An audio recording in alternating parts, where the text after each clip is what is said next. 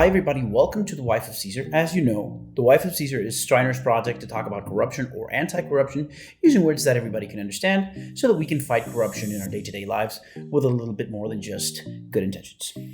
Okay, today I will talk to you about, once again, Emilio Lozoya. Now, you might have heard in the news that he was extradited from Spain into Mexico. So what happened here? Well, Lozoya was the CEO of state-owned Pemex. Now, you might remember that Pemex is the state-owned entity, a company that is owned by the government of Mexico, and they specialize in the oil sector, the extraction of oil and the manufacture of hydrocarbons and fuels. Okay, so Lozoya was most notably the center in Mexico, the highest ranking authority involved in the Odebrecht scheme. However, he was never punished for his alleged crimes, and he managed to flee the country into Europe and later into specifically Spain.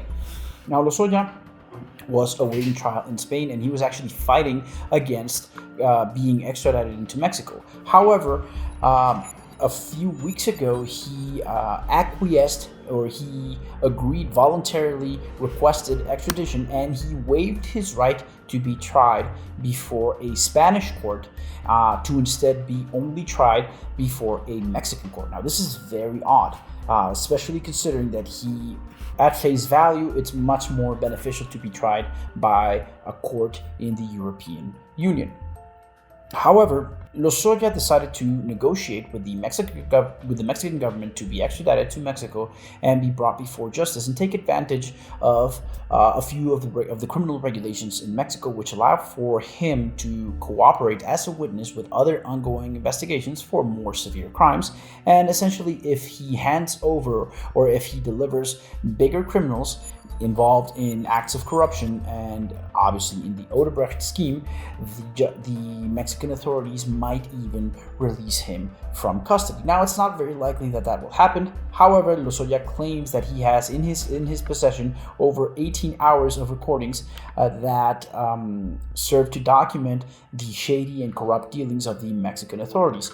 It's very hard to issue an accurate prediction as to what will happen, because we don't know what he has, and we do not know what the Mexican government or the Mexican authorities have on him and on his network of close friends, family members, and associates. So we cannot accurately predict what will happen. However, we believe that it's very hard it's not very likely that the Mexican government will simply release Lozoya and allow him to go home, because of the nature of the crimes that he allegedly committed, because of the high position or the high level position that he occupied in Pemex, and because of his involvement with several other high-ranking former officials of the government, particularly the president.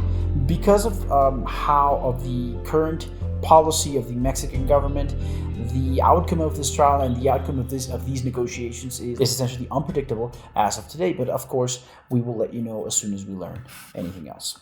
That was it for today. Thank you for being with us. Remember to blow the whistle, denounce corruption. Every act of corruption should be denounced, but do so safely. If you're not sure whether or not what you're looking at is corruption, or you're not sure that your security, your safety is guaranteed, don't do anything and refrain from acting. Reach out to people who might be able to help you.